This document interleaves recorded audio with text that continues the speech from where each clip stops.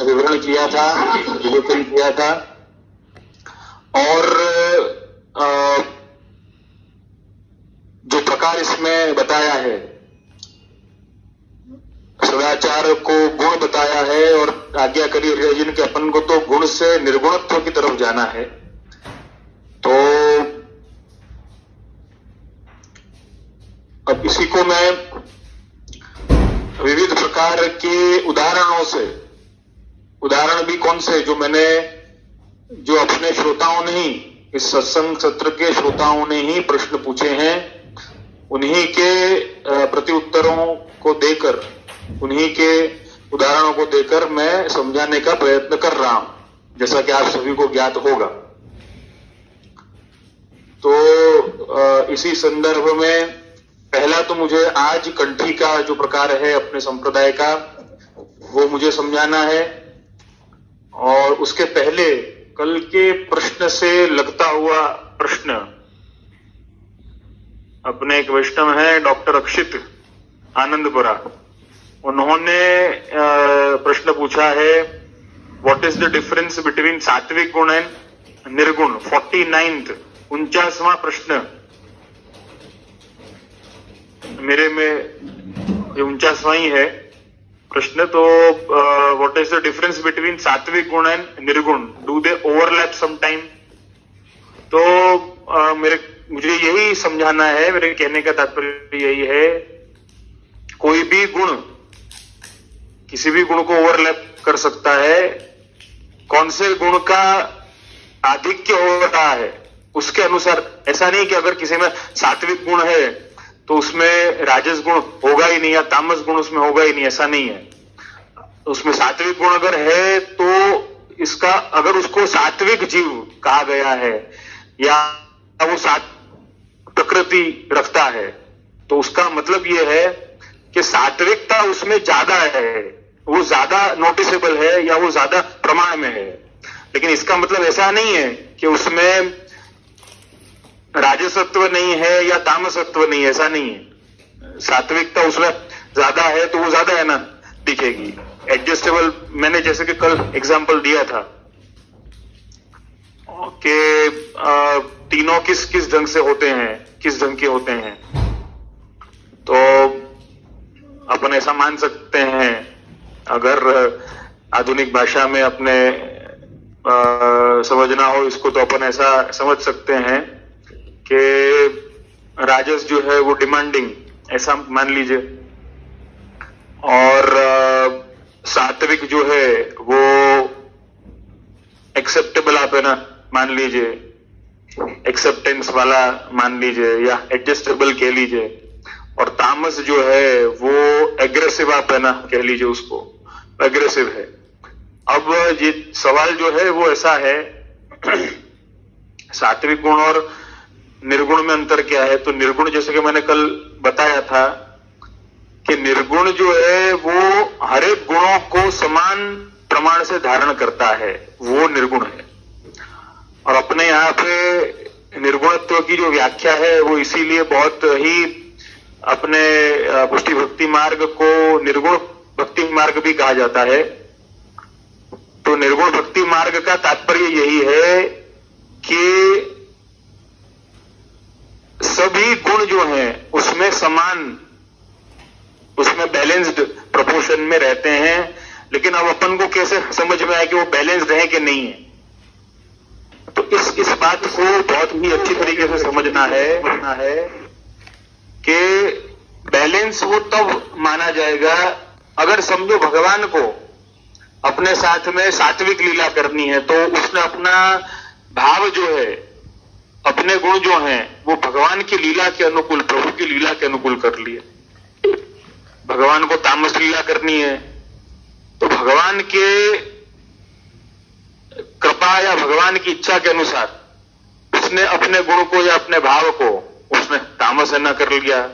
भगवान को अगर राजस लीला करनी है तो उसने भगवान के भाव के अनुसार अपने आप को राजस कर लिया। तो निर्गुण वो है जिसमें कोई एक गुण जो है वो ज्यादा नहीं है ना दिखता है, लेकिन हर गुण जो है वो बैलेंस प्रकार से दिखते हैं।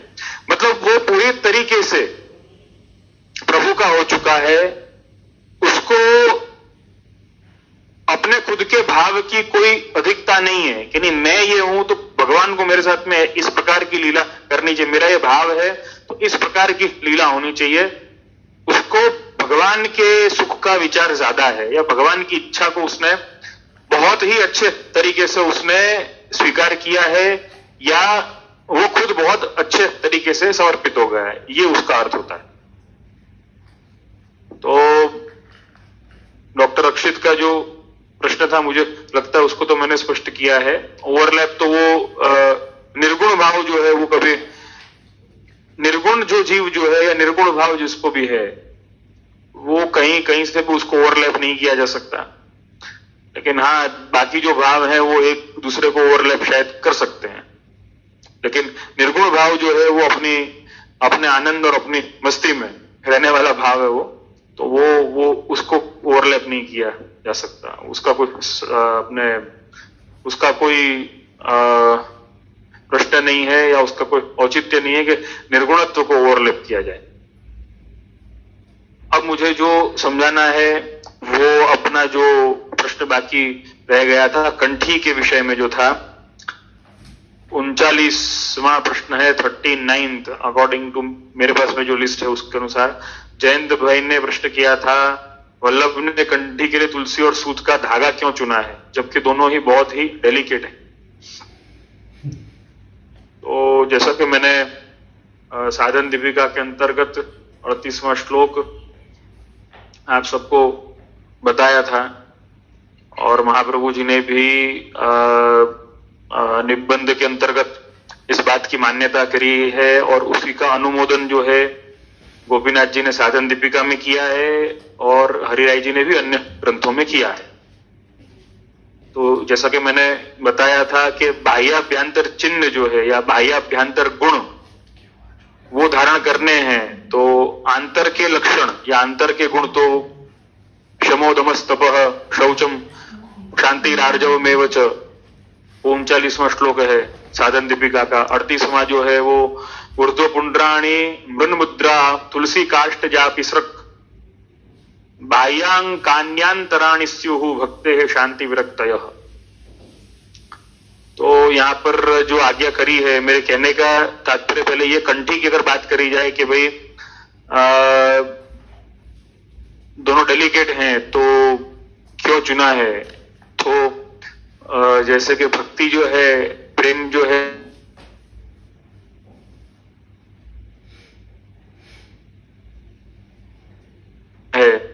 तो उसके चिन्ह भी जो है वो डेलिकेट ही होंगे। यहां तक कि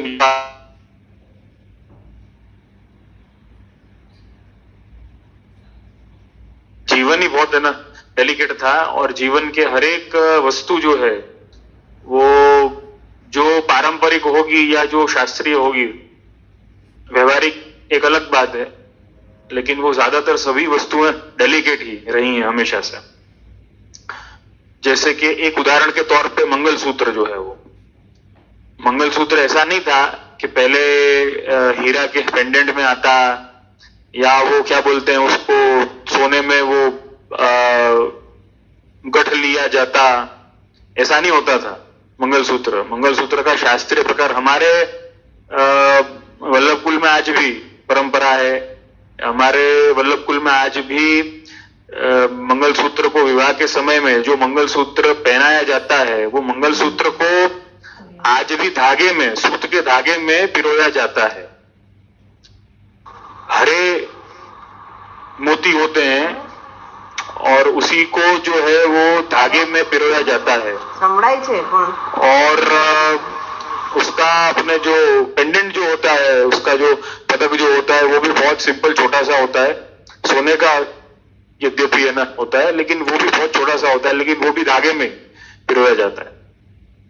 तो कहने का तात्पर्य ये है कि पहले ऐसा कोई प्रकार नहीं था कि भाई सोने में कटी हुई चीज है ना पहरी जाए और बहुत ही मजबूत होनी चाहिए वो चीज, क्योंकि क्या है ये सारे प्रकार जो है डेलिकेट वस्तु इसलिए पहनी जाती थी कि ये मेरे विचार में आपको प्रकट कर रहा हूं, शास्त्रीय प्रकार इसका पूरा अलग है वापस।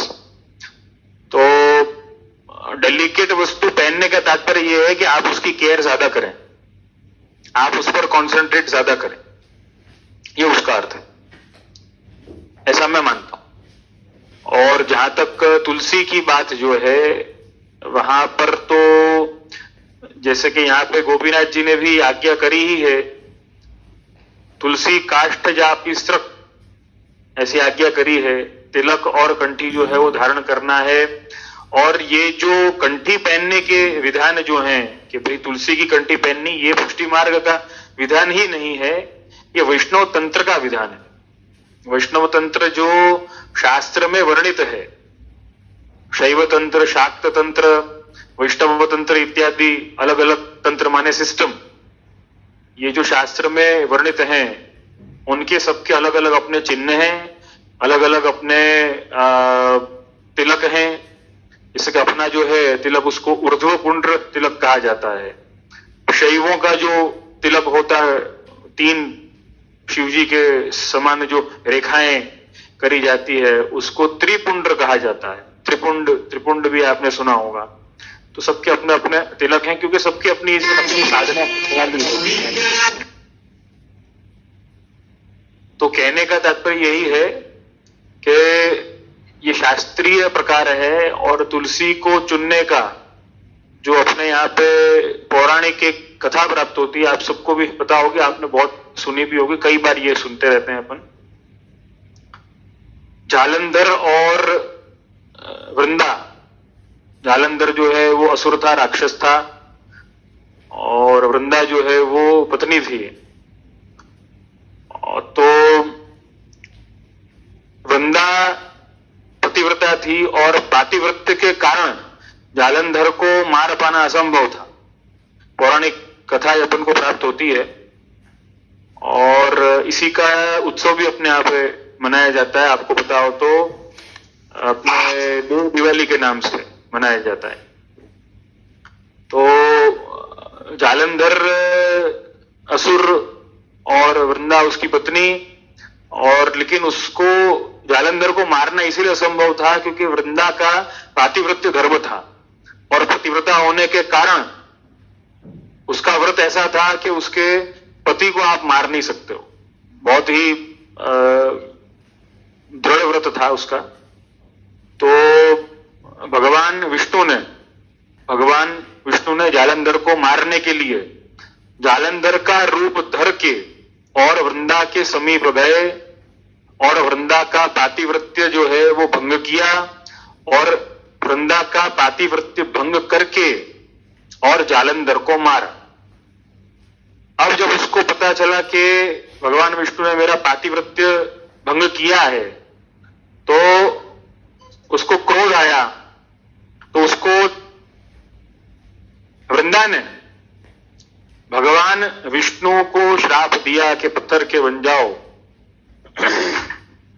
पत्थर के बन जाओ। तो शालिग्राम बने भगवान विष्णु, और वृंदा जो है वो तुलसी बनी, पतिव्रता। अपने यहाँ पे कीर्तन भी है, मुझे एक पंक्ति अभी याद है उसकी शुरुआत की, बड़ा सुंदर है कीर्तन। जब देव दिवाली के दिन में तुलसी जी का पूजन होता है, तो वो कीर्तन भी बोला जाता है। धन धन तुलसी नारायण के चरण चढ़ी, बहुत सुंदर कीर्तन है वो। तो तुलसी का अथवा वृंदा का पातिव्रत्य धर्म जो है वो देख करके नारायण को या विष्णु को वो प्रिय है, और अपन वैष्णव हैं, उसी भाव से अपने यहां पर तुलसी जी की कंठी पहनी जाती कि जैसे वृंदा का अथवा तुलसी का, वृंदा जो है वो तुलसी बनी और भगवान विष्णु जो है वो शालिग्राम बने। तो देव दिवाली के दिन,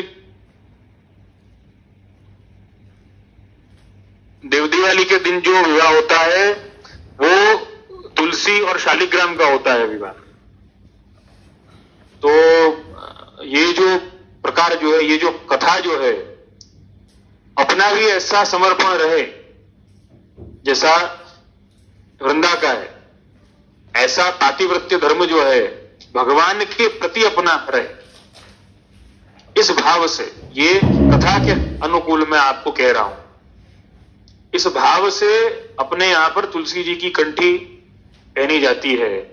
इसी भाव से ब्रह्म संबंध लेने के समय में अपने हाथ में तुलसी दल लेकर के और प्रभु के चरणारविंद में गुरुदेव समर्पित करते हैं। इसी भाव से, यद्यपि एक श्रोता है यामिशी बेन, उन्होंने ये प्रश्न किया था, मुझे लगता है ग्रुप में उन्होंने डाला है कि नहीं मुझे याद नहीं है, उन्होंने ये प्रश्न किया था कि दल जो है, तुलसी दल जो है वो चरणारविंद में समर्पित किए जाते हैं और तुलसी पत्र जो है, मतलब तुलसी का पत्ता, उसको भोग में समर्पित किया जाता है। ऐसा क्यों है?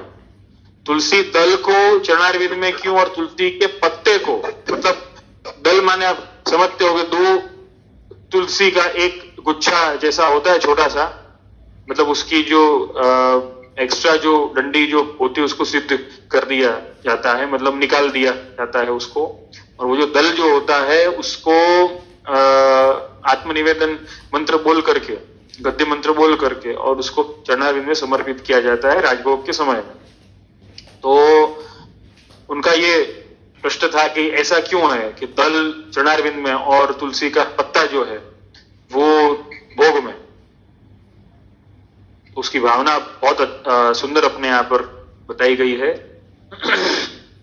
उसकी भावना ये है कि वही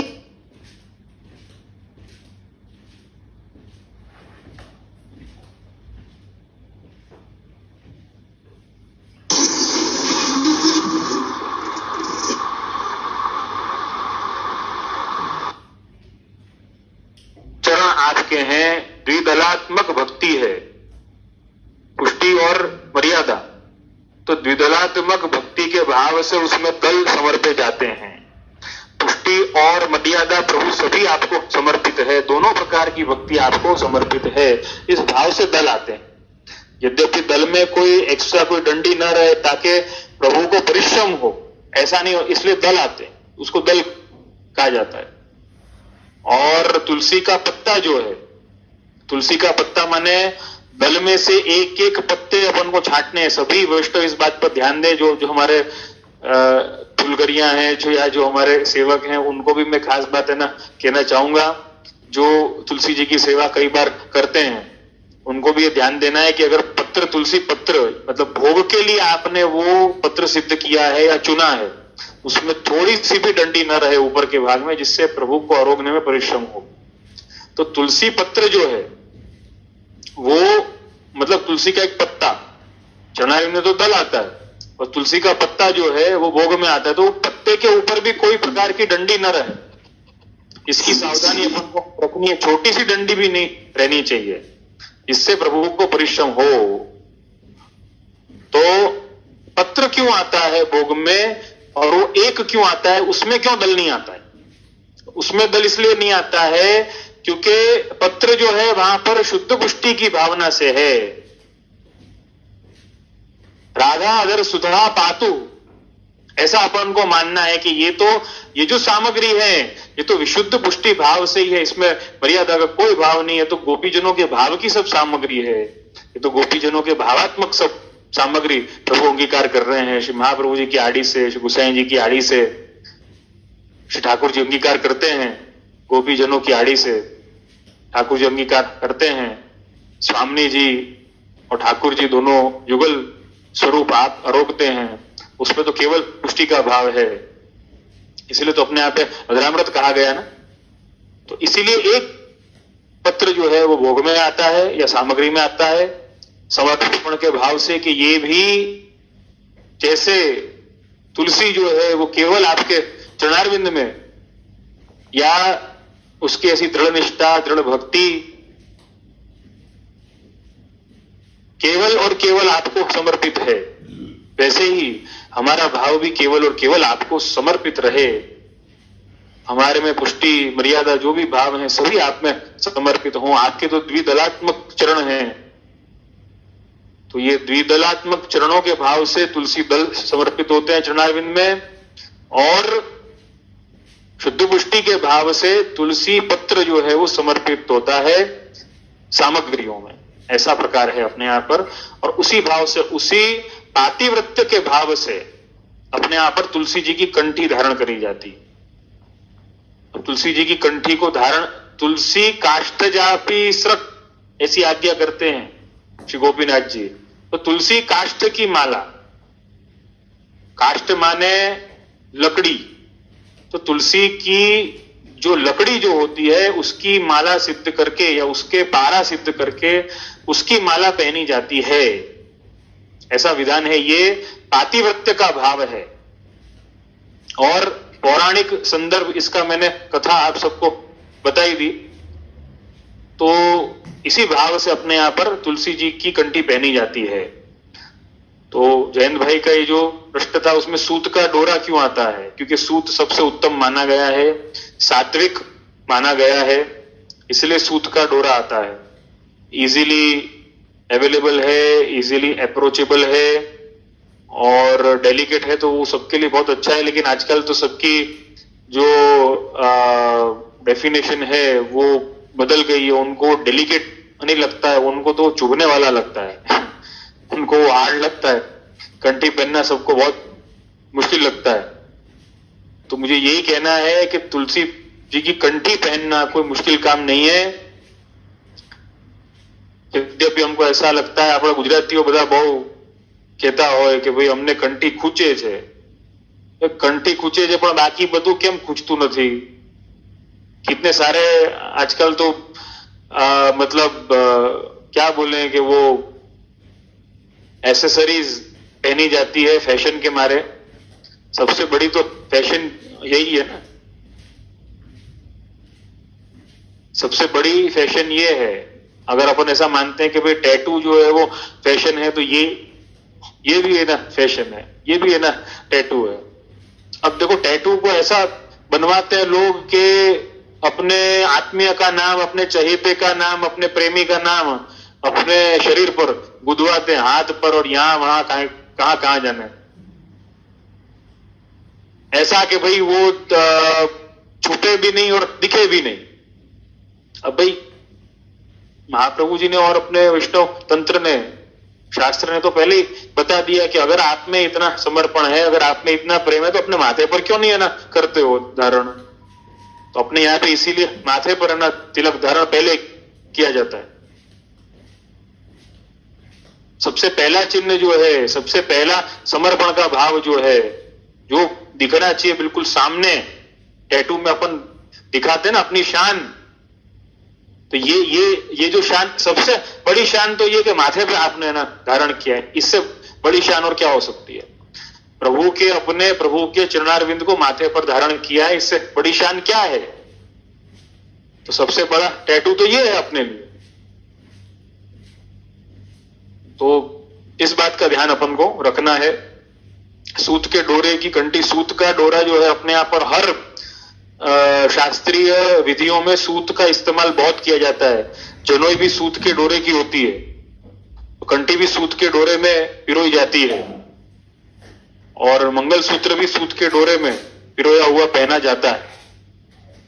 समयांतर में समय पर उसको बदला जाता है। जब अशुद्धि का कोई अवकाश है, कोई ऐसा समय है, तो उसको बदला जाता है वो सूत के डोरे के कारण, ताकि उस पर कॉन्सेंट्रेशन रहे। डेलिकेट है तो उसको संभाला जाए। जैसे उस कंठी को संभालते हो ना, इतने डेलिकेट हो, तो वैसे ही अपने भक्ति भाव को भी संभालना है। अपने प्रभु के प्रति अपना पतिव्रता धर्म माने अपनी निष्ठा, माने अपनी दृढ़ता, उसको भी वैसे ही संभालना है। तो बहुत सी बार ये प्रश्न भी आता है कि तुलसी की कंठी को कई लोग जो हैं आजकल सबने अपने अपने विधान बना लिए हैं। वो विधान महाप्रभु जी का हो कि नहीं हो, वो विधान जो है वो शास्त्र का हो कि नहीं, सबने अपने विधान बना लिए हैं। तुलसी के पारों को 2 या 3 या 5-7 पारों को अपनी चेन के साथ में बांध लेंगे और कहेंगे कि भाई देखो इसमें कंठी का भाव आ गया। या फिर वो उसको तुलसी के पारों को जो है वो सोने में बढ़वा लेंगे, चांदी में बढ़वा लेंगे और पहन लेंगे और कहेंगे कि देखो इसमें भाव आ गया। देखो भाव आ गया वो ठीक है, आपको जितनी सोने चांदी की कंठियां ना पहननी हो आप है ना पहनो, कोई बात नहीं, कोई प्रॉब्लम नहीं है, आप पहन सकते हो, कोई आपत्ति की बात नहीं। लेकिन जो 2 कंठी अपने गुरु ने आज्ञा करी है, एक शरणागति की, दूसरी समर्पण की, दोनों अपन को धारण करनी। सगाई का दिन कोई भूलता नहीं है और शादी का दिन कोई भूलता नहीं है। सगाई की गिफ्ट भी सब अपने पास में रखते हैं संभाल के, और शादी की भी गिफ्ट सब अपने पास में रखते हैं संभाल के। तो दोनों गिफ्ट को अपने पास में रखते हो ना संभाल के, वैसे ही दोनों कंठियों को अपने पास में संभाल के रखें, एक शरणागति की और एक समर्पण की, दोनों अपन को संभाल के रखने, और दोनों को सूत के धागे में ही पहनना है, और वो तुलसी की ही होनी चाहिए, ये स्पष्ट है। और सोने और चांदी में नहीं पहननी है, क्योंकि अपनी पहचान है, गुरु ने जैसे अपन को दी है वैसे अपन को पहननी चाहिए, वैष्णव तंत्र ने जैसे अपन को बताया वैसे अपन को पहननी चाहिए। अब कोई जनोई कोई ना कहे कि मुझे सूत के धागे में नहीं पहननी है, मुझे चांदी के धागे में पहननी, चांदी की पहननी है। अरे भाई चांदी की पहनो, सोने की ना पहनो, उसका कोई औचित्य नहीं है, महत्व नहीं है। क्यों? आइडेंटिटी कार्ड है। जैसे कि किसी भारत के नागरिक का पासपोर्ट होता है ना, वैसे ही अगर आप पासपोर्ट में पीछे लिखा हुआ होता है कि भारत की सरकार की संपत्ति है, और इसको आपको वैसे ही संभालना है जिस रूप में आपको दिया गया है, इसके साथ में कोई छेड़खानी नहीं करनी आपको, पासपोर्ट में लिखा हुआ होता है। वैसे ही कंठी के लिए भी है, पहचान है आपकी। आप अगर पासपोर्ट को चांदी की फ्रेम में या सोने की फ्रेम में बढ़वा दोगे और आप एयरपोर्ट पर आप है ना जाओगे आप और दिखाओगे पासपोर्ट अपना कि ये देखो मेरा सोने की फ्रेम में बड़ा हुआ है पासपोर्ट में, तो वो लोग फेंक देंगे उठा करके। ये क्या है? एज इट इज है ना, संभालने का साथ सोने की फ्रेम में क्यों है? अपनी है ना, कर सकते हो। आइडेंटिटी है, पहचान है, पहचान को जिस प्रकार वो दिया जाता है उसी प्रकार आपको संभालना पड़ता है। ये नियम है, प्रोटोकॉल। और देखो, मैं एक बात आपसे सब विष्णुओं से हमेशा कहूंगा, जहां पे समर्पण होता है, जहां पे प्रेम होता है, वहां पे बंधन जो है वो खुशी देता है, बंधन दुख नहीं देता है। हमेशा एक बात ध्यान रखना, जहां पे समर्पण है, जहां पे प्रेम है, वहां पे बंधन खुशी देता है, वहां पे दुख नहीं देता है। ऐसा कोई बंधन है जो दुख देता है, मतलब वहां पे प्रेम ही नहीं है, भक्ति ही नहीं है, समर्पण ही नहीं है, तो फिर वो बंधन कारक हो जाएगा, फिर वो जेल हो जाएगी। वहां पे बंधन पे अपन को गर्व होना चाहिए। ऐसा बंधन जो है उस पर अपन को गर्व होना चाहिए, उस पर अपन को आनंद होना चाहिए। किसी का विवाह होता है, विवाह होने के बाद में विवाह बंधन आनंददायक है या कष्टकारक है? ये बताओ आप। आनंददायक है ना? वैसे ही किसी से लौकिक में अपन को प्रेम हो, कोई संबंध हो और उससे अपना विवाह हो जाए, तो विवाह के दिन दुखी होगे या खुश होगे? अच्छा, विवाह उपरांत एनिवर्सरी को जोर शोर से ना मनाते क्यों हैं?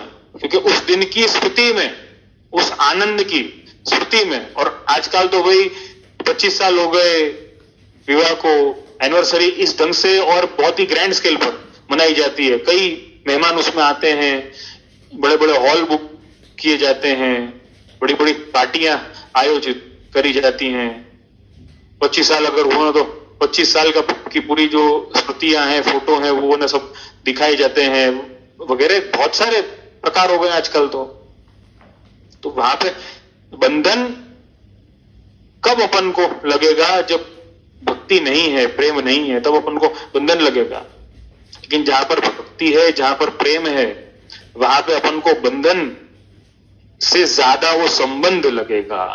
ये महत्व की बात है। तो अपना संबंध गर्व से अपन को पहनना, अपन कैसे बोल सकते कि मैं तो भूल गया, कंठी पहनना मैं तो भूल गया। विवाह उपरांत अपनी एनिवर्सरी भूलने की हिम्मत कभी हुई है? किसी की भी नहीं हुई है ना। सगाई का दिन भी अगर है ना भूले, या किसी का बर्थडे भी अगर अपन है ना भूले, तो आफत आ जाती है। तो कंठी कैसे अपन है ना भूल सकते हैं? क्यों? क्योंकि भगवान को अपन ने ना, सबसे भक्ति को अपन ने, भगवान की बात नहीं है इसमें, भक्ति की बात है। अपने भक्ति की दृढ़ता जो है उसका अनुसंधान अपन भूल रहे हैं। तकलीफ अपनी है। देखो फिर उसके बाद में बहाने तो बहुत बहुत सारे हैं, ये टूट जाती है, संभलती नहीं है, मैं जाता हूं बाहर, फलाना ढिकना, जो जो जो भी कुछ हो वो सब बहाने तो बहुत सारे हैं। लेकिन सीधी सी बात यह है कि अपन को भक्ति जो है, अपनी भक्ति का अनुसंधान अपन को नहीं है। गुरु कह रहे हैं, शास्त्र कह रहे हैं, उसका अनुसंधान नहीं है, इसलिए वो कंठी पहनना कष्टकारक लगता है। सोने में पहननी हो, चांदी में पहननी हो, खूब पहनो, एक नहीं पहनो, 10 पहनो, नो प्रॉब्लम, लेकिन 2 कंठी सूत के धागे में तो पहननी चाहिए। तुलसी काष्ठ जापि रख,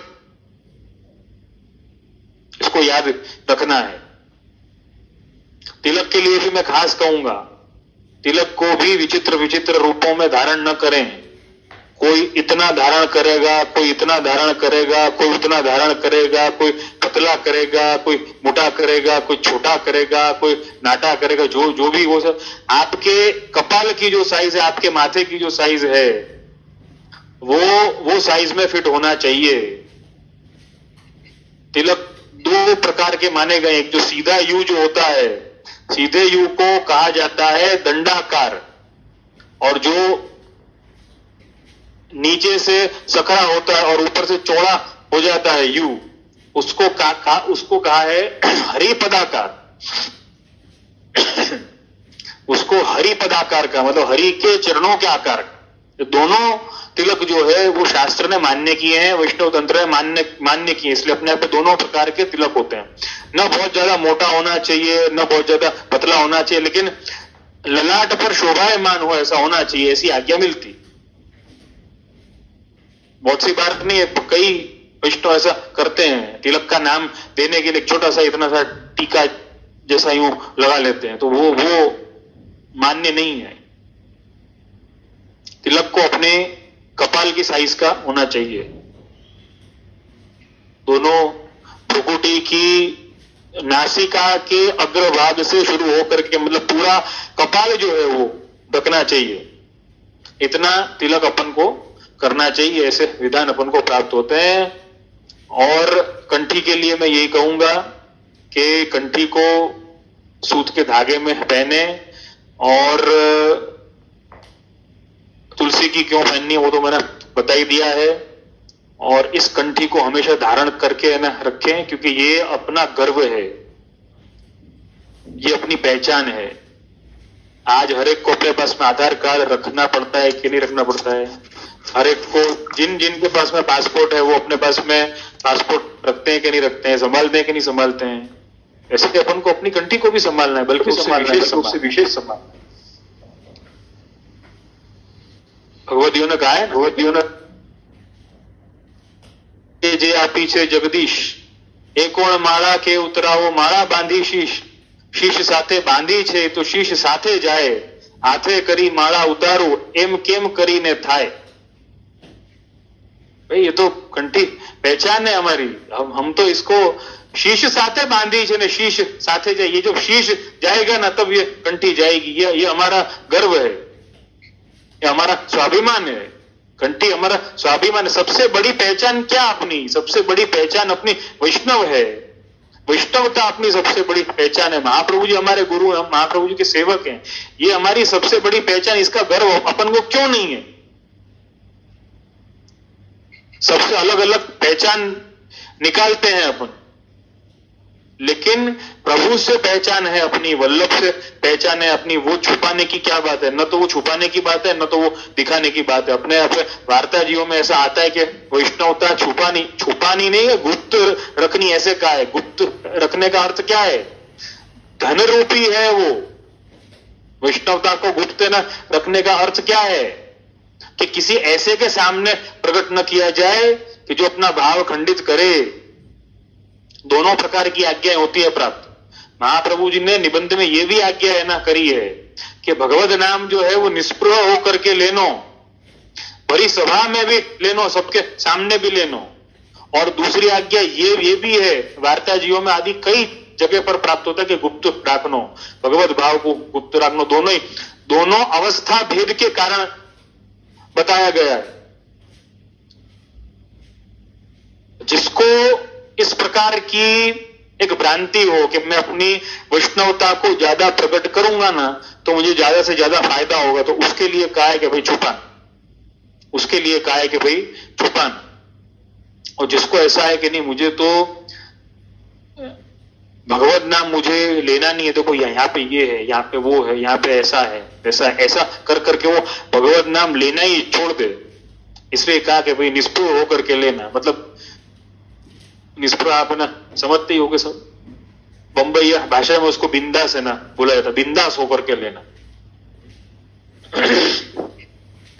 तो ये अपने आप स्पष्टता है इसकी। अपनी कंठी को अपना स्वाभिमान मानो, अपना गर्व मानो, अपनी पहचान मानो। कंठी पहनने में शर्म क्यों आती है?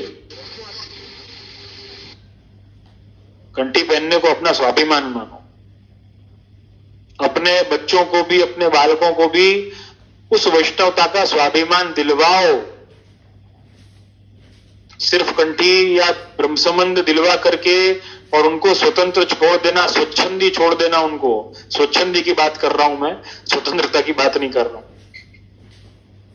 ब्रह्मसंबंध तो दिलवा दिया लेकिन फिर बाद में छोड़ दिया कि भाई जैसे करना है वैसे करना, गलत बात है। जैसे करना है वैसे बिल्कुल करना। आप अपने बच्चों को स्कूल में एडमिशन लिवा करके और भूल जाते हो, छोड़ देते हो।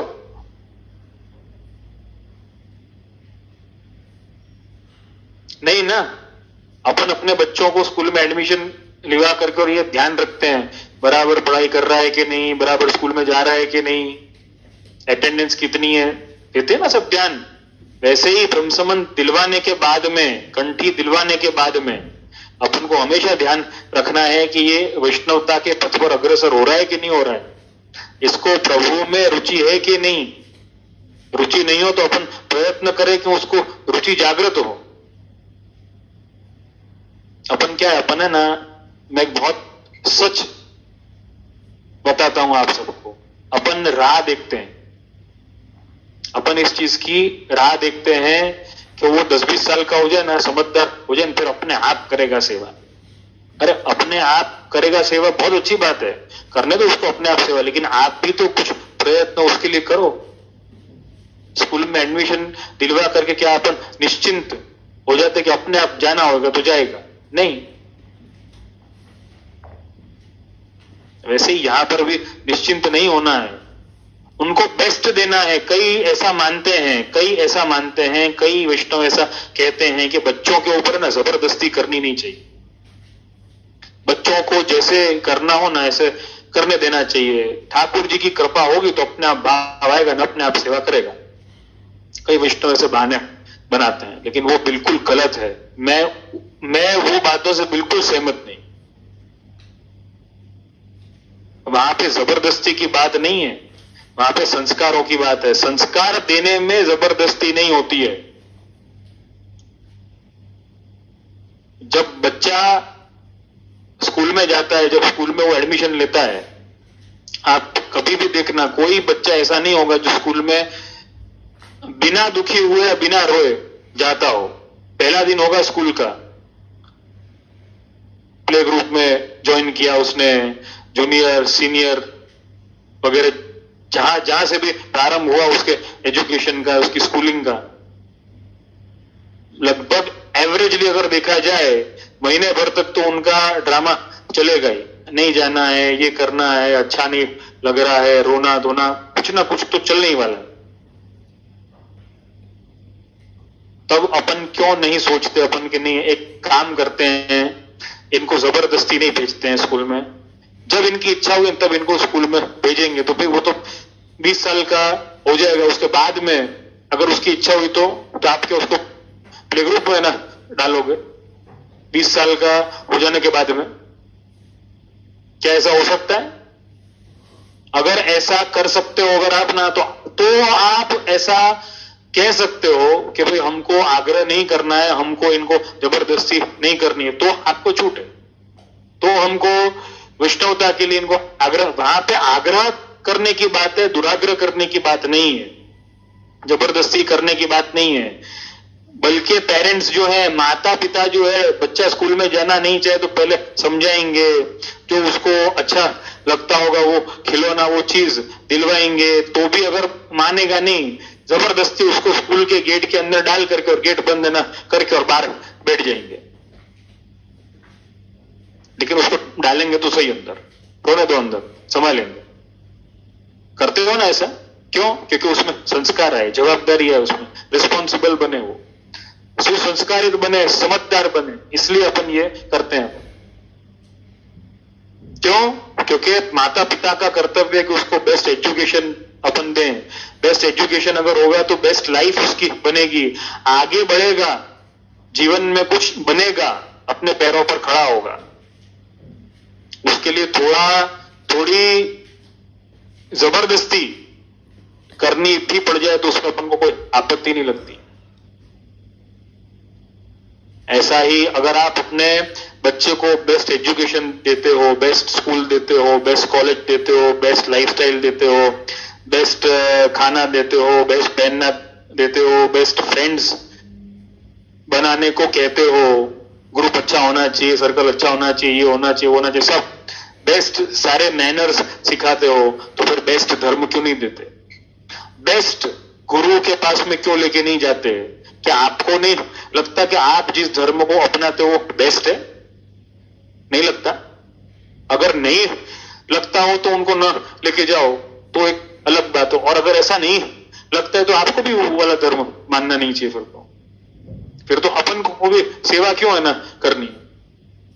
फिर अपन को भी नाथद्वारा और ब्रज में या अपने घर में सेवा करने की आवश्यकता क्या है? फिर अगर अपन को अपना धर्म बेस्ट नहीं लगता है तो, अगर अपन को अपने गुरु श्री महाप्रभु जी वल्लभ बेस्ट नहीं लगते, अगर अपन को अपने ठाकुर जी सर्वश्रेष्ठ या बेस्ट अपन को नहीं लगते, तो अपन को उनको मानने की जरूरत क्या है? छोड़ दो। नहीं छोड़ते ना? तो ये भी बेस्ट है अगर अपन को बेस्ट लगता है। लेकिन अपन को क्या लगता है? बेस्ट तो है, लेकिन अब क्या है, जब समझेंगे तब ठीक है। क्यों समझेंगे तब ठीक है भाई? क्या 20 साल तक उसके स्कूल में जाने की जब इच्छा हो तब वो जाए? उसकी राह है ना, देखते हो? अरे उम्र निकल जाएगी, समय निकल जाएगा। कौमार आचरित प्राज्ञो, प्रहलाद जी ने कहा है ना भागवत जी में, कुमार अवस्था जो है वो भक्ति के लिए सबसे उत्कृष्ट है, सबसे श्रेष्ठ है। कुमार अवस्था 5 साल की अवस्था सबसे श्रेष्ठ बताइए। और सब जानते हैं कि कुछ भी सीखने के लिए, जीवन में कुछ भी लाने के लिए, कुछ भी अच्छे संस्कारों को जीवन में पूरा अपनाने के लिए, आत्मसात करने के लिए सबसे अच्छी उम्र जो है वो 5 साल के बाद की ही है। 5 से 15 साल की उम्र में जितना भी सीख लोगे उतना बहुत अच्छा रहेगा, सब जानते हैं। और इसी उम्र में अपन अपने बच्चों को छोड़ देते हैं, इन्हें जे करो वैसे ही कर से, उसको जो इच्छा होगी वो करेगा, भगवान की कृपा होगी तो करेगा। तो मैं तो बोलता हूं भगवान की कृपा पे इतना विश्वास अगर है तो भगवान की कृपा की बात उसकी परीक्षा के लिए, उसकी स्कूल के लिए, उसके फ्रेंड्स के लिए, उसके जीवन के लिए भी क्यों नहीं करते हो? तो हम तो उसको एडमिशन दिलवा दिया स्कूल में, अब इसकी इच्छा होगी तो जाओ, भगवान की इच्छा क्यों नहीं करते हो? वहां पर भगवान की इच्छा एक ही है ना जगह पर, ऐसा है? भक्ति में नहीं है ऐसा है क्या? धर्म में ही है ऐसा है क्या? अधर्म में भी यही ना? क्यों जब अपने संग में कुछ बुरा होता है, अधर्म होता है, तो अपन भगवान का देते हैं कि नहीं नाम? अपन भगवान ने ऐसा किया, मतलब क्या है? धर्म में वही है ऐसा नहीं है, अधर्म में भी वो है, सब में वो है। तो अगर अच्छे संस्कार, धर्म के संस्कार देने में अगर अपन कोताही बरत रहे हैं, अपन उनको छोड़ रहे हैं, ऐसे उनको स्कूल जाने से भी उनको छोड़ दो, समझा दो, बेटा कुछ इच्छा होगी तब जाना, नहीं तो मत जाना, कोई बात नहीं। आप उनको बेस्ट लाइफ देना चाहते हैं ना, आप उनको बेस्ट जीवन साथी, सब कुछ उनके लिए बेस्ट, जो अपन से हो सके वो बेस्ट होना चाहिए उनके लिए। ये सब माता पिता चाहते हैं और करते हैं, तो बेस्ट धर्म क्यों नहीं? बेस्ट गुरु क्यों नहीं? बेस्ट प्रभु क्यों नहीं? बेस्ट आचरण क्यों नहीं? बेस्ट विचार क्यों नहीं? आपके हिसाब से अगर कोई बच्चा ये कहता है, बहुत से बच्चे आजकल बहुत ओवर स्मार्ट हो गए, बड़े होकर के कहते हैं तूने मेरे साथ में जबरदस्ती की, देख मेरे को तो ये वाला धर्म यूं नहीं था, ऐसा नहीं था, मैं अपनी चॉइस से ना करता धर्म। ऐसा थोड़ी होता है कि ना तुमने तुम्हारी चॉइस से हमको है ना कोई भी धर्म में ना डाल दिया, ये ना डाल दिया, तो उसको बोलना था, या तो उसको मेरे पास में ले आना, या तो उसको बोलना था, जवाब दे जो मैं आपको जवाब दे रहा हूं। बेटा ये धर्म के लिए आपको विचार है ऐसे कि भाई आपने, मैं बड़ा होता तो अपने आप में ना धर्म अपना था, तो यही बात आपने मुझे पहले अगर कही होती तो यही बात आपके लिए स्कूल के लिए भी रखता कि आप बड़े ना हो जाओ, उसके बाद में आपको प्ले ग्रुप में ना डालता, जहां आपको जाना हो वहां पर। मेरा कोई फोर्स नहीं है। क्यों नहीं कहते हो? ऐसों को तो जवाब देना चाहिए, चुप मत हो जाओ। वैष्णवों, सबसे बड़ी बात यह है कि अपन अपना आधार खो रहे हैं, अपन अपना आधार खो रहे हैं। क्यों? क्योंकि अपन को अपने धर्म के प्रति कोई गर्व नहीं है, कोई स्वाभिमान नहीं है। गर्व रखो, स्वाभिमान रखो, मेरा धर्म है, मेरे प्रभु हैं, मेरे वल्लभ हैं, मेरे गुरु हैं, मेरी सेवा है। अपने कर्तव्य का भान रखो। आप उनको बेस्ट संस्कार देते हो कि नहीं देते हो? ये भी बेस्ट संस्कार है, बेस्ट घर में जरूर दो, मत छोड़ो ऐसे। गर्व से कहो उन लोगों को, हम वैष्णव है भाई, तेरे को मैंने बेस्ट स्कूल में डाला कि नहीं डाला, तो मेरा कर्तव्य बेस्ट संस्कार देना हुआ कि नहीं हुआ, तो बस ये मैंने बेस्ट दिया है तुमको। तुमको अगर बेस्ट नहीं लग रहा है तो वो गलती किसकी?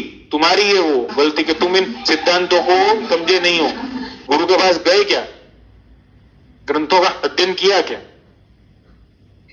चलो तुम इतना अगर नहीं पढ़ पाते हो, इतना अध्ययन नहीं,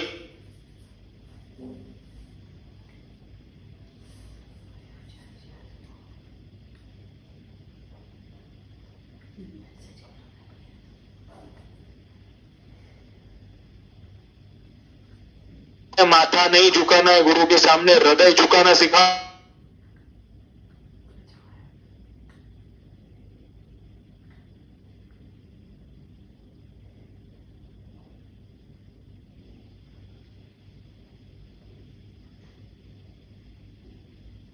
के सन्मुख लेकर के जाओ, या तो अपने घर में गुरु को पधराओ, वहां पर ऐसा आयोजन करो कि जहां पर वो वचनामृतों को सुने, वो पूछे, सीखे, समझे। He has to be there, why not? संस्कार है अपने ये भाई, कर्तव्य है ये अपना, जबरदस्ती नहीं है। ये हमारी परंपरा है, हमको इसका गर्व होना चाहिए। और सिद्धांत तो दिव्य है ही, उसमें कोई शंका कोई स्थान नहीं है। तो मैं यही कहूंगा सबको, कंठी पहनने के साथ साथ में इस कंठी की लाज भी रखनी है। ऐसा नहीं कि सिर्फ कंठी है ना पहन लियो और सब हो गया, ऐसा नहीं है। कंठी पहननी तो है ही, लेकिन कब बदली जाती है, क्या है क्या नहीं, सब इसका समझना है, सीखना है, जानना है, सब कुछ है ना, करना है अपन को। स्वधर्म है अपना भाई। हम नहीं समझेंगे तो और कौन है ना समझेगा? हमको ही है ना समझना है, हमको ही सीखना है। गुरु है ना अपने, गुरु सिर्फ शीश झुका करके आ जाए उसके लिए नहीं है। गुरु हृदय झुके वहां पर, वो गुरु है। तो इसी के संदर्भ में आगे के जो प्रश्न है उनका मैं प्रत्युत्तर दूंगा। एक जागृति बहन है, उन्होंने एक प्रश्न किया है, मेरी लिस्ट के अनुसार प्रश्न नंबर 38 है। दंडवत प्रणाम जय गोपाल ની કંઠી પહેરીને પુષ્ટિ सेवा जिनके हवेली में कोई भी सेवा हो ये थई सके। तो मुझे ये कहना है कि जय गोपाल की कंठी जो है वो मतलब अगर वो, पहली तो ये है बात कि जय गोपाल की कंठी वो वल्लभ कुल के द्वारा नहीं दी जाती है। तो महाप्रभु जी की 227वीं कारिका 227वें श्लोक में जो आज्ञा है, सर्वनिर्णय प्रकरण तत्वार्थ दीप निबंध स्वयं महाप्रभु जी ने लिखा है। कृष्ण सेवा परम विक्षत अंबादी रहितम नरम, कैसा गुरु होना चाहिए मैंने ये समझाया है। वल्लभ वंशज नर होना चाहिए, आचार्य वंशज नर होना चाहिए, उससे आपको दीक्षा लेनी है, उससे आपको कंठी लेनी है। ये अपने यहाँ का नियम है, परंपरा है। अब पहला इस परंपरा का बाद हो रहा है, पहली बात। तो वहां पर वो परंपरा का अगर बाद अगर हो रहा है तो फिर महाप्रभु जी की आज्ञा में ही नहीं है, दैट मीन्स तो ये हो गया। महाप्रभु जी की आज्ञा में अगर नहीं है तो पुष्टि मार्गीय हो ऐसा नहीं कहा जा सकता। पहली बात, पुष्टि मार्गीय नहीं है, that mean it is very clear कि वो पुष्टि मार्ग नहीं है, क्योंकि महाप्रभु जी की आज्ञा का ही बात हो रहा है। महाप्रभु जी की आज्ञा से कुछ अलग प्रकार ना चल रहा है। हरिराय जी भी है ना समझाते हैं वैसे, तो प्रकार ही अलग है। अब पहली बात तो मैं आपसे भी एक प्रश्न इसके सामने है ना पूछना चाहूंगा कि जय गोपाल की कंठी लेकर के और पुष्टि मार्ग की हवेली में या पुष्टि मार्ग के गुरु घर में आकर के सेवा करने की आवश्यकता ही क्या है? जहां जहां की कंठी लियो उधर ही है ना सेवा करनी चाहिए अपन को। It is very clear. जय गोपाल की अगर ली है तो इसका अर्थ यह हुआ कि आपका समर्पण या आपका डेडिकेशन या आपकी दृढ़ता जय गोपाल पंथ या प्रकार जो भी कुछ होगा उसमें है। तो आप उस पंथ का मान करें, उस पंथ का सम्मान करो और वहां सेवा में आप जाएं। फिर हवेली में आने का कोई काम ही नहीं है, औचित्य ही नहीं है। हवेली में आने का औचित्य तो तब बनता है जब आप महाप्रभु जी की आज्ञानुसार चलना चाहते हैं। पुष्टि मार्ग की हवेली में आने का तो तात्पर्य ही है कि महाप्रभु जी को गुरु स्वरूप में मान लिया है और पुष्टि पुरुषोत्तम को हमारे प्रभु स्वरूप में मान लिया है। प्रभु नंद कुमारों में स्वामिनी वृषभानुजा कृतार्थो हम कृतार्थो हम कृतार्थो हम न संशय। जैसा कि महाप्रभु जी ने बताया उस अनुसार मैंने पुष्टि पुरुषोत्तम को मान लिया है, तब फिर कोई शंका को कोई स्थान नहीं है। तब तो फिर ब्रह्म संबंध लेना चाहिए वल्लभ वंशज आचार्य वंशज नर के पास में। और फिर जैसी अपनी साधना प्रणाली है, जैसे महाप्रभु जी की आज्ञा है, उसके अनुसार आप सेवा में आ सकते हैं, आना भी चाहिए, उसमें कोई आपत्ति की बात नहीं है। घर में भी सेवा है ना करनी चाहिए, वो तो स्वधर्म है ही अपना। तो ये सारी बातें उस पर लागू हो जाएंगी। लेकिन अगर कंठी जो है वो कहीं और की आपने ली है अगर, तो वहीं साधना प्रणाली आपको अपनानी चाहिए और वहीं का आपको सिद्धांत मानना चाहिए। सिद्धांत क्या है इसका मुझे मतलब इसकी मुझे जानकारी नहीं है, लेकिन श्री गोपाल लाल जी जो थे जिनका जय गोपाल पंथ है, श्री गोपाल लाल जी गुसाई जी के पंचम लाल जी रघुनाथ जी के सुपुत्र हैं। गोपाल लाल जी कांदीवली में हवेली जो है उनकी वहां पर मेरा एक आध बार जाना हुआ है और वहां के कुछ वैष्णव जो है उनसे भी थोड़ा बहुत संपर्क है मेरा।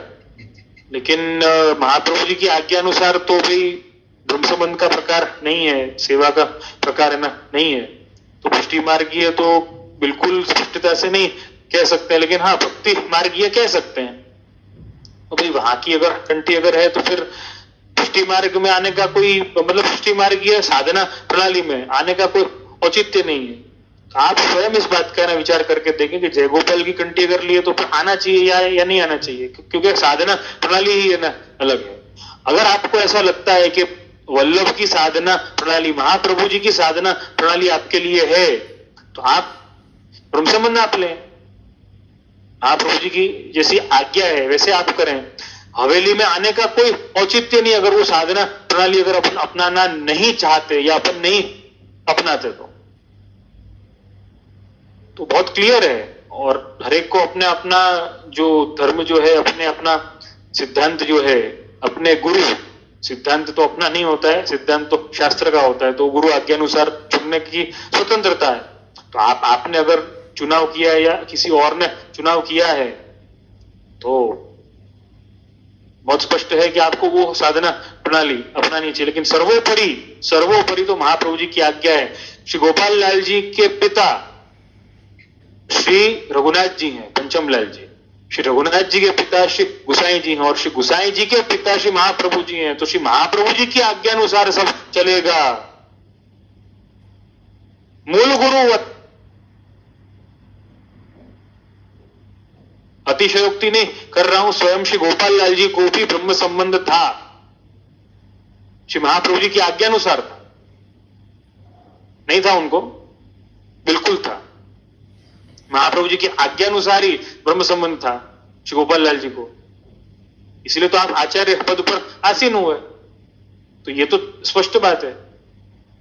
तो ये मतलब यही मैं कहूंगा कि पुष्टि सेवा जिनके हवेली में कोई भी सेवा हो એ થઈ શકે, એ તો ત્યારે જ થાય કે એ તો ત્યારે જ કરવી જોઈએ કે જ્યારે આપણને એવું લાગતું હોય કે ભાઈ હું મહાપ્રભુજીનો સેવક છું, સેવક હોય એ સેવા કરે, સેવક ન હોય એ સેવા શું કામ કરે? સીધી વાત છે ને. તો આપણે જ્યાં સેવક હોઈએ ત્યાં આપણે સેવા કરવી જોઈએ. Simple, very simple. तो मैं यही कहूंगा, अगर आपको ऐसा लगता है कि आपको हवेली में जाना है, पुष्टि मार्ग की साधना प्रणाली आपके लिए है, आपको आनंद आता है, आपको तद अनुसार जीवन जीना है, श्री वल्लभ के सिद्धांतों के अनुसार जीवन जीना है, तो आप या कोई जिनके लिए भी आपने ये सवाल किया हो, ये मुझे मालूम नहीं है, मैं बिल्कुल सिद्धांत अनुसार बात कर रहा हूं, ये मेरी बात नहीं कर रहा हूं आपको, आप ध्यान में ना रखना है, इसको पर्सनली आप मत लेना, ये कोई मेरी निजी बात नहीं है, मैं किसी पर आरोप प्रत्यारोप नहीं कर रहा हूं, मैं महाप्रभु जी के सिद्धांत की बात कर रहा हूं, मैं पुष्टि मार्ग साधना प्रणाली की बात कर रहा हूं, और मैं आपको भी जो है वो सही सलाह दे रहा हूं. आपने जिन किसी के लिए भी ये प्रश्न किया हो, आपका हो या और किसी का हो, तो जो आपने साधना प्रणाली अपना करके जो कंठी पहनी है, या तो वो साधना प्रणाली आप अपनाएं, या तो आपको ऐसा लगता है कि वल्लभ की साधना प्रणाली जो है, वल्लभ की आज्ञा जो है वो सर्वोपरि है. श्री गोपाल लाल जी के तो परदादा जी हो गए, परदादा हो गए श्री महाप्रभु जी, और श्री गोपाल लाल जी आपने तो श्री महाप्रभु जी की आज्ञाओं का ही अनुसरण किया है जीवन भर, उसमें कोई शंका को तो कोई स्थान ही नहीं है. तो जो भी हो आपकी साधना प्रणाली, या तो उसके अनुसार चले या तो फिर पुष्टि मार्ग के अनुसार चले, दो में से जो आपकी इच्छा हो वो आप चुनाव आप कर सकते हैं. यद्यपि आत्मनिवेदन से बड़ी कोई दीक्षा नहीं है, कोई कंठी नहीं है, कोई समर्पण नहीं है. ये तो स्वयं भगवान जो हैं गीता जी में भी आज्ञा करते हैं, सर्वधर्मान परित्यज्य मामेकं शरणं व्रज अहम त्वाम सर्व पापेभ्यो मोक्षयिष्यामि मा शुचः. आज्ञा तो स्पष्ट है. तो आत्म निवेदन है या समर्पण जो है, शरण जो है, वो तो सर्वोपरि है. तो वही शरण की बात तो आचार्य जी ने की है, तो उससे अलग बात और क्या हो सकती है? उससे अलग कोई बात नहीं हो सकती, ना उससे अलग या उससे बढ़ के कुछ ना हो सकता है. महाप्रभु जी ने सारी आज्ञाएं करी, और वल्लभ की आज्ञा जो है वो हमारे शिरोमान्य है, शिरोधार्य है, उससे बड़ी कोई आज्ञा हो नहीं सकती. तो ये जागृति बहन का ये प्रश्न था. उसके बाद में एक प्रश्न आ रहा है ईशा धर्मित शाह, जिन्होंने 43वां प्रश्न है, जो ईशा धर्मित शाह जो नडियाद में निवास करती हैं, गुजरात में फिलहाल वहीं हैं. तो उन्होंने 43वां प्रश्न कंठी के संबंध में किया. जी जितने भी कंठी के संबंध में जो है वो सारे प्रश्नों का मैं प्रत्युत्तर दे रहा हूं. उन्होंने पूछा है कि वैष्णव ब्रह्म संबंध तो लेता है पर कंठी नहीं पहनते, उसका दोष गुरुजी को लगता है, क्या किया जाए कि वो भी कंठी पहने? देखो, जिसको कंठी नहीं पहननी है ना, उसके लिए तो कुछ किया जा नहीं सकता, पहली बात तो ये है. तो उससे अच्छा ये है कि आप पहले ही उनको कंठी पहनाने के पहले, आप कंठी धारण करने के पहले वो वैष्णवता को धारण है ना करें, ऐसा उनका मानस बनाएं, ऐसी उनकी रुचि जागृत करें ठाकुर जी के प्रति, भक्ति मार्ग के प्रति और श्री महाप्रभु जी के प्रति, वल्लभ के प्रति, तो वो अपने आप कंठी पहनेंगे. पहली बात तो ये. सबसे बड़ी बात यह है कि जागरूकता लानी, जागरूक होना है. जागरूकता लेकर के आए और तत्पश्चात आप कंठी लेंगे, ब्रह्म संबंध लेंगे, तो आनंद आपको ही आएगा. तो ये जो पूछा है कि उसका दोष गुरु जी को लगता है, तो भाई ऐसा है कि लगता तो है, क्योंकि नवरत्न की टीका में गोसाई जी स्वयं आज्ञा करते हैं, अविचारित दानेन स्वयं दाता विनश्यति, ऐसी आज्ञा करते हैं नवरत्न की टीका में, निवेदन के संदर्भ में, कि भाई अगर गुरु जो है वो अविचारित दान दे, अगर विचार किए बिना ही किसी को शरण में ले ले, या किसी को दान देना माने भक्ति का दान दे दे या ब्रह्म संबंध का दान दे दे, दाता स्वयं विनश्यति, मतलब दाता का विनाश हो सकता है। दाता माने गुरु। देखो ऐसा है, गुरु की तो परिस्थिति जो है वो बहुत विचित्र हो चुकी है आज के समय में। गुरु अगर ब्रह्म संबंध नहीं देता है, दीक्षा नहीं देता है, तो लोग जो है वो दीक्षा लेने की जगह पर रिक्शा है ना लेकर के घर चले जाते हैं। क्यों? क्योंकि शिक्षा उनको लेनी नहीं है। सीधी सी बात है। अब बिना शिक्षा लिए दीक्षा लेना भी उचित नहीं। पहली बात तो ये, शिक्षा लेने के लिए किसी को इंटरेस्ट नहीं है। सबको ऐसा ही लगता है कि भाई दीक्षा लेनी ना, सबने ऐसा सुना है ना, ब्रह्म संबंध એટલે ઉદ્ધાર થઈ ગયું, ब्रह्म संबंध એટલે उद्धार થવાની શરૂઆત થઈ ગઈ, ऐसा उसका मतलब है भाई, ऐसा उसका मतलब। ब्रह्म संबंध वो प्रवेश हो गया है। विवाह, जैसे कि विवाह होना, शादी होनी, विवाह होने से प्रवेश हो गया है गृहस्थ आश्रम में। लेकिन अब गृहस्थ आश्रम को सुखी बनाना कौन के हाथ में है? वो पति पत्नी के हाथ में है ना। एक दूसरे के लिए समझदारी, समर्पण, प्रेम, उससे वो सक्सेसफुल होगा वो गृहस्थ आश्रम आपका। तो ऐसा ही ब्रह्म संबंध है, ऐसी सेवा है, ऐसी भक्ति है। अब देखो गुरुजी को दोष है ना नहीं लगे, उसके लिए गुरुजी तो कुछ है ना कर नहीं सकते हैं। दो ऑप्शन है। देखो शास्त्र ने तो ये भी है ना समझाया है कि जैसा कि मैंने कहा वैसे कि अभी 2-3 दिन पहले दिशा नितिन शाह के प्रश्न पर मैंने जवाब दिया था कि भाई शिष्य का के भी लक्षण है तो गुरु भी परीक्षण कर सकता है, गुरु भी चॉइस कर सकता है। अब गुरु चॉइस करने जाए कैसे? पहला सवाल ये है। शिष्य तो है ना कर लेगा चॉइस, गुरु को देख करके या 4-5 बार आ करके या अपने कोई आत्मीय कोई विश्वास पात्र से सुन करके, उसके पास में तो है चॉइस। लेकिन गुरु के पास में कोई चॉइस नहीं है, क्योंकि गुरु के पास में, अब समझो कोई गुरु का विश्वास पात्र हो, ज्यादातर, मैं आपको सही बात बताता हूं, ज्यादातर आजकल ब्रह्म संबंध दिया जाता है तो हम एक आचार्य के स्थान से मैं आपको कह रहा हूं, हम कब है ना देते हैं? जब कोई हमारा विश्वास पात्र हो, हमारा कोई विश्वास पात्र हो या हमारा कोई जानकार हो, वो आकर के हमको कहे कि ये जीव को ब्रह्म संबंध लेना है, तब हम उसको हाँ कहते हैं कि भाई हाँ लेना है, क्योंकि विश्वास उसके ऊपर। अच्छा, अब ऐसा मान लिया जाए कि जैसे शास्त्र ने कहा है ऐसे उसका परीक्षण करो। अब उसका परीक्षण करने जाना मतलब घास के ढेर में ना सुई ढूंढने के बराबर हो गया।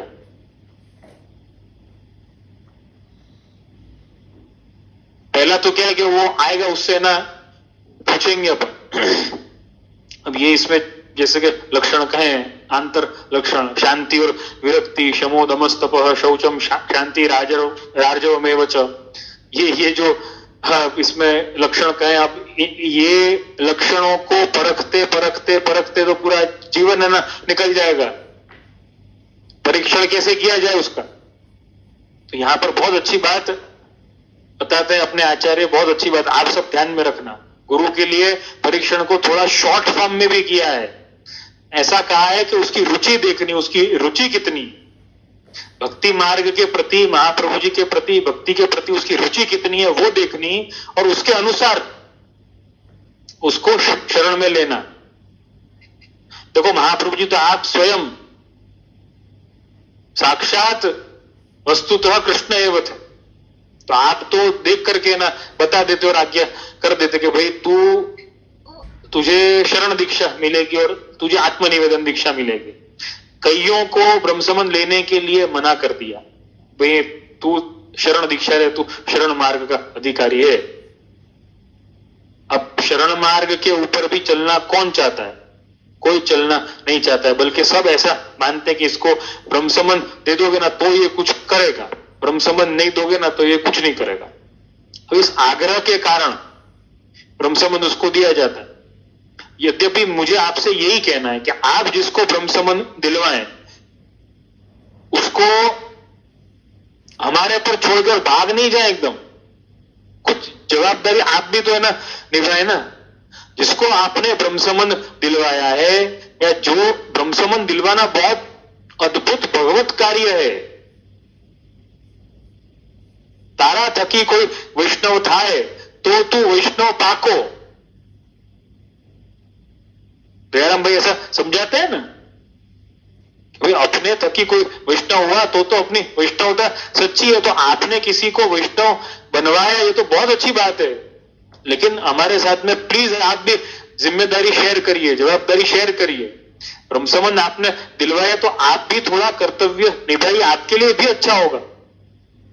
अगर वो जीव अगर उत्साही नहीं है, अगर रुचि दिखा रहा नहीं है वो, तो अपन ऐसा प्रयत्न करें, अपन उससे बात करें कि भाई क्या बात है, सेवा में नहीं आ रहे हो, क्या बात है, रुचि क्यों नहीं है, क्या बात है।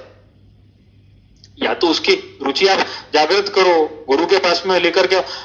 जवाबदारी शेयर करना आपका भी कर्तव्य है ना, हमारा तो है ही, हम तो संभालेंगे, लेकिन आप भी जवाबदारी शेयर करें। बिना आपकी जवाबदारी के, बिना आपके सहयोग के हम कुछ नहीं है ना कर सकेंगे। हमको तो दोष ही दोष है ना लगेगा बाद में, क्योंकि हम तो आपके ऊपर भी दोष है ना डाल नहीं सकते, क्योंकि दोष है ना शेयर करने के लिए आएगा कौन सामने, कोई नहीं आएगा।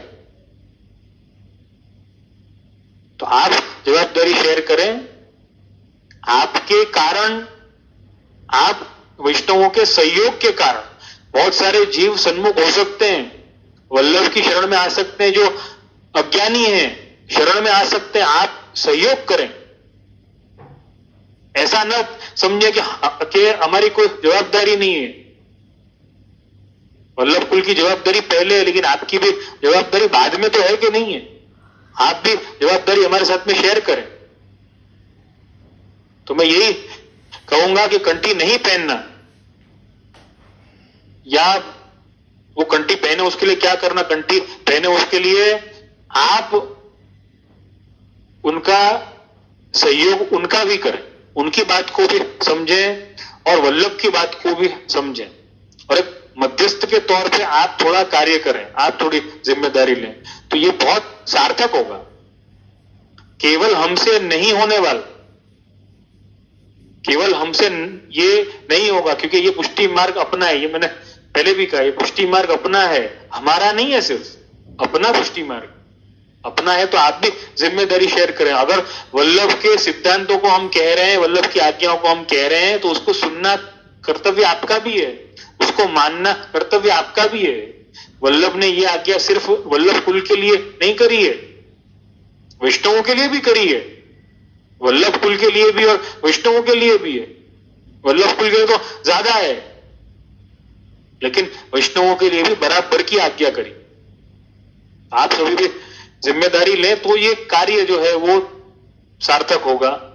अपन कहीं पे पहुंच पाएंगे, कुछ अपने, कुछ भक्ति, कुछ आनंद अपन ले पाएंगे, साथ में वल्लभ की वाणी को समझ पाएंगे और तदनुसार आचरण कर पाएंगे।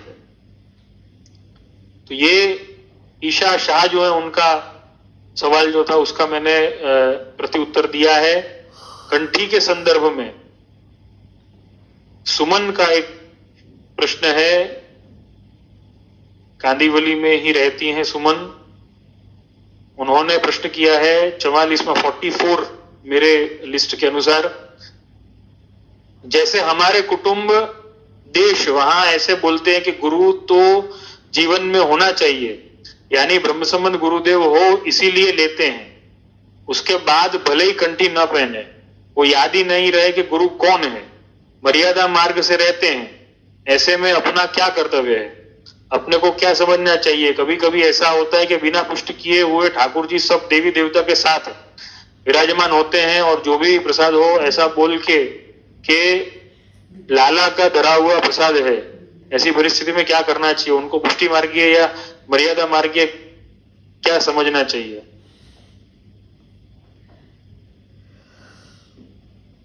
तो उनको तो है ना कुछ नहीं समझा जा सकता, क्योंकि वही है ना कुछ नहीं समझ रहे हैं, तो ना उनको समझा जा सकता है ना उनको समझाया जा सकता है। ऐसा है क्योंकि उनको स्पष्ट बात है कि उनको कुछ करना नहीं, उनको कुछ नहीं करना है, सीधी सी बात ये उनको। अब ये यहाँ पर जैसा कि आपके यहाँ पे कहा जाता है कि गुरु तो जीवन में होना चाहिए, यानी ब्रह्मसंबंध गुरुदेव वो इसलिए लेते, तो गुरुदेव होना चाहिए, इसका तात्पर्य क्या है मालूम है आपको? अब बहुत एक स्पष्ट बात बताता हूं। गुरु जीवन में होना चाहिए मतलब जैसे कि लौकिक में, जीवन में, जैसे कि किसी को जीवन मिले, कोई इस दुनिया में आए तो उसका एक पिता होता है ना, ऐसे ही शास्त्र में प्रवेश के लिए, द्विजत्व के लिए, द्विजत्व आपने शायद ये शब्द सुना होगा नहीं सुना मुझे पता नहीं है, द्विजत्व माने दूसरा जीवन। दूसरा जीवन कब मिलता है ऐसा शास्त्र अपने समझाते हैं, 2 बार जीवन मिलता है। एक जब जन्म होता है तब, दूसरा जब संस्कार होता है। संस्कार माने जैसे कि पुरुष को, मेल्स को जनोई दी जाती है तो उसको द्विजत्व कहा जाता है। अपने आप में तो कंठी दी थी ना, उसको भी द्विजत्व कहा जाता है। ब्रह्मसंबंध दिया, उसको भी द्विजत्व कहा जाता है कि भाई इसका दूसरा जन्म हुआ। As a Vaishnav, as a मानव तो हुआ था, लेकिन अब एज अ वैष्णव इसका जन्म हुआ।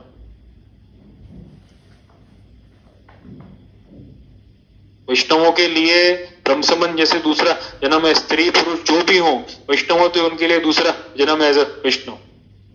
ऐसे ही अगर आपका दूसरा जन्म हुआ है, अब समझो, अब मैं आपसे है ना पूछता हूं, जिसने जन्म दिया है, जो ये संसार में लेकर के आया पिता, अब यहां पर वही संदर्भ में अपन आपकी बात की जमावट करते हैं कि गुरु जीवन में होना चाहिए, मतलब पिता जीवन में होना चाहिए, यानी ब्रह्मसंबंध गुरुदेव वो इसलिए लेते हैं, माने जीवन इसलिए, मतलब पिता का सिर्फ नाम है, बाकी कुछ भी नहीं है। फिर उसके बाद भले ही कंठी न पहने कि याद न रहे कि गुरुदेव कौन है, तो याद न रहे गुरुदेव कौन है, इसका मतलब तो ऐसा ही होगा कि याद न रहे कि पिता कौन है।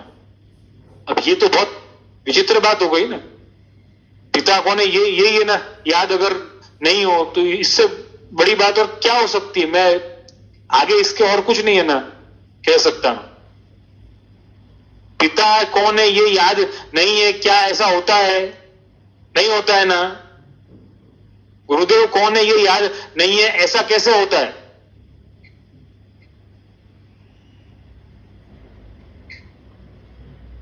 मुझे एक ही बात इस पर है ना कहनी है कि ये उन लोगों के बारे में बात है ना हो रही है जिनको कुछ करना ही नहीं है, मर्यादा मार्ग से रहते हैं। मुझे लगता है वो लोग मर्यादा मार्ग से भी नहीं रहते हैं। मर्यादा मार्ग से अगर रहना है तो फिर गुरु होने चाहिए, और अगर गुरु होने चाहिए, पिता आपका है, तो फिर पिता कहना और पिता की न मानना, ये कहां का न्याय है? ये वाली बात क्यों आती है? तो ऐसे में अपना कर्तव्य क्या है? कर्तव्य यही है जो पिता ने कहा है वो करना है। संसार में, जीवन में, अपनी लाइफ में आप जब छोटे होते हैं पिता जैसा बोलते हैं, ऐसा करते हैं कि नहीं करते हैं, यद्यपि एक एज आप मैच्योर हो गए, जवाबदार हो गए, फिर पिता आपको छूट दे देता है कि भाई अब तू अपना जीवन जी तेरे हिसाब से। तो यहां पर भी ऐसा ही है, गुरु जो है उसकी बात आपको माननी है, फिर आप मैच्योर हो गए, भक्ति मार्ग में आपकी मैच्योरिटी है इतनी, तो फिर प्रभु है और आप हो, आप आनंद देना करो, कोई बात नहीं। लेकिन जब तक वो मैच्योरिटी नहीं है, या तो देखो 2 ऑप्शन है, या तो मैच्योरिटी नहीं है तो पिता को सब कुछ है ना मानो, उसकी आज्ञा अनुसार चलो, वैसे भी है ना चलना चाहिए, ये तो सुसंस्कार ही है और अच्छा भी है, क्योंकि एक जन की जवाबदारी तो होनी चाहिए ना कि कौन है।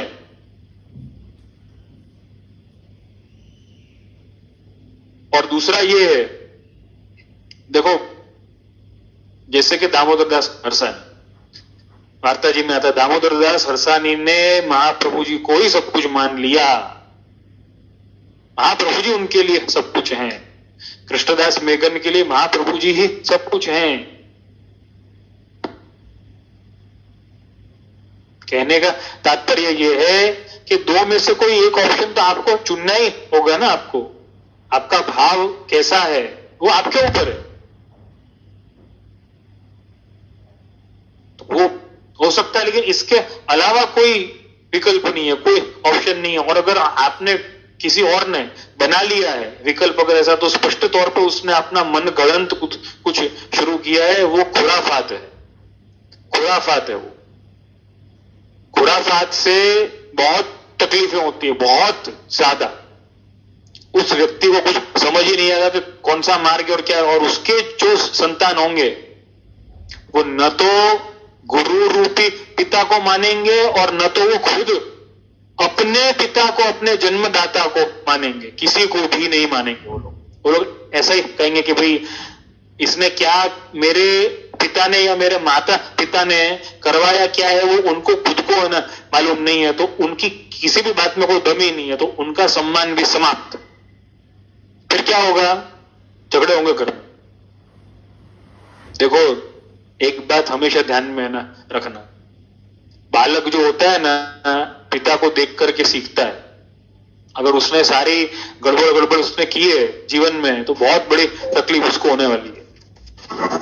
लेकिन क्या होगा, बच्चा जब तक छोटा है ना तब तक तो कुछ नहीं बोलेगा, लेकिन जैसे ही बच्चा बड़ा हुआ, बच्चा बड़ा हुआ मतलब क्या हुआ, मतलब आप बूढ़े हुए, मतलब आपका शारीरिक बल थोड़ा कम हुआ, आपका मानसिक बल थोड़ा कम हुआ, आपकी सत्ता थोड़ी कम हुई, उनकी सत्ता आना शुरू हुई।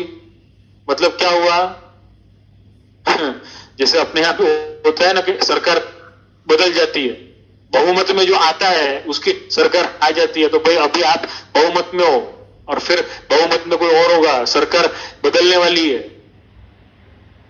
तो जब आप बहुमत में हो ना, तभी अवसर है कि आप सही कार्य करो, आप अच्छा कार्य ना करो, तो बाद में भी आपको साथ मिलेगा, बाद में भी आपको सम्मान मिलेगा, नहीं तो आप गए काम से। अगर बहुमत में रहते हुए सारी गड़बड़ अगर आपने की, तो बाद में जिसकी आप जब अल्पमत में आ गए और कोई और बहुमत में आ गया, मतलब आपकी संतान बहुमत में आ गई, तब क्या होगा, तब आप अल्पमत में होने के नाते सारे आपकी गलतियों को आपको बताया जाएगा, दोहराया जाएगा। और जैसे आजकल होता है ना अपने देश में चल ही रहा है कि जिसकी सरकार गई, जो अल्पमत में रहा, बहुमत में है, बहुमत में जिसकी सरकार हो, वो अल्पमत की पिछली सरकार वाले को उसकी गलतियां ढूंढता है, घोटाले है ना ढूंढता है, फिर उस पर केस चलता है, मुकदमा चलता है, वो जेल में है ना जाता है, वगैरह वगैरह वगैरह सब शुरू हो जाता है।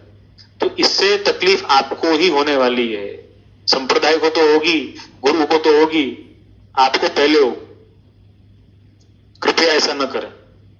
तो उन्होंने जो कहा है, मर्यादा मार्ग से रहते हैं, ठाकुर जी पुष्ट किए बिना सेवा करते हैं, दूसरे देवी देवताओं के साथ में ठाकुर जी पुष्ट किए बिना सेवा करने का कोई औचित्य ही नहीं है। इस संदर्भ में एक और प्रश्न भी है वसुमती बहन का, मैंने देखा था, मुझे अभी नंबर याद नहीं है, लेकिन कई दिनों पहले उन्होंने पूछा था, इसका मैं जवाब दूंगा, ठाकुर जी पुष्ट क्यों करवाने चाहिए और बिना पुष्ट किए सेवा करने से कोई फायदा है या नहीं, इसका मैं जवाब दूंगा। कल उसी से प्रारंभ करेंगे। मीना पंचासरा नोट करके रखें, मुझे याद दिलवाएं। तो कंठी के संदर्भ में जितने भी प्रश्न थे उसका मैंने आज प्रति उत्तर दे दिया है। उनको पुष्टि मार्गीय या मर्यादा मार्गीय क्या समझना चाहिए, उनको कोई मार्गीय नहीं है ना समझना चाहिए, वो मार्ग पर ही नहीं है, वो कुछ नहीं है ना कर रहे हैं। मर्यादा मार्ग अगर मान रहे हो तो आप मानो ना, क्यों नहीं मान रहे हो? फिर ब्रह्म संबंध की बात क्यों आ गई? मर्यादा मार्ग मानना कोई बुरी बात थोड़ी है, कोई आप मान सकते हो, उसमें क्या हो गया। लेकिन महाप्रभु जी के कहने का मतलब ये है कि आप चुनाव करो कि आपको किस मार्ग को मानना है, करना क्या है, वो चुनाव आप करो ना। जिसके सिद्धांत जो गुरु आपको अपना लगता है उसकी बात को आप मानो ना, तकलीफ क्या है? तो ठाकुर जी पुष्ट करवाने के संदर्भ में और गुरु के अपने संदर्भ में, गुरु के संदर्भ में भी कुछ प्रश्न थे। जिमीशा मेहता, प्रफुल्लाबेन सोनी, इनके प्रश्न हैं गुरु के संदर्भ में, उनके भी मैं जवाब दूंगा। आज का समय बहुत है ना हो गया है, तो कल अपन आगे की चर्चा बढ़ाएंगे। और आई होप कि 8वां मत जो है, सदाचार बहुत बड़ा विषय है, इसीलिए इसमें समय लग रहा है, लेकिन बहुत मेरा प्रिय विषय है, क्योंकि मुझे ऐसा लग रहा है अपन सदाचार से बहुत दूर हो गए, इसीलिए मैं इसमें ज्यादा से ज्यादा समय दे रहा हूं और आपका समय ले रहा हूं। तो मैं यही कहूंगा, आज के सत्संग सत्र का विराम करते हुए आप सभी के फीडबैक्स, सुझाव, शिकायत और प्रश्न स्वीकार्य हैं, आवकार्य हैं, उनका स्वागत है और मेरा मनोबल बढ़ाने वाले हैं। और आज के सत्संग सत्र का विराम आश्रय के पद के साथ में करें। दृढ़ई न चरणन केरो भरोसो, दृढ़ई न चरणन केरो, श्री वल्लभ नखचंद्र छटा बिन, सब जग माझ अंधेरो भरोसो, दृढ़ई न चरणन केरो, साधन और नहीं आकली में, दासु होय निवेरो, सूर कहाँ कहे विविध आधरो, बिना मोल को चेरो भरोसो, दृढ़ई न चरणन केरो, दृढ़ई न चरणन केरो भरोसो, दृढ़ई न चरणन केरो। बोल श्री मदन मोहन लाल प्यारे की जय, श्याम सुंदर श्री यमुने महारानी की जय, श्री गिरिराज धरण की जय, श्री वल्लभाधीश की जय, साईं जी परमदयाल